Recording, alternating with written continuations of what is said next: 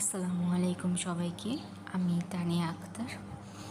আমি আজ আপনাদের সাথে বিশেষ কিছু মুহূর্ত শেয়ার করতে চাচ্ছি। তো দেখেন, আজ সকালে মেয়ে হয়েছে এই কথা শুনে বাবার সাথে সাথে হসপিটাল থেকে মিষ্টি কিনতে চলে এসেছে। আর মিষ্টি কিন্তু একদম আছে না যে দোকানে বানিয়ে রাখি ওরকম মিষ্টি না, একদম নিজে দাঁড়িয়ে থেকে মিষ্টি বানিয়ে তারপর নিতেছে। তো মেয়ের প্রতি বাবার কতটা ভালোবাসা, তাই না?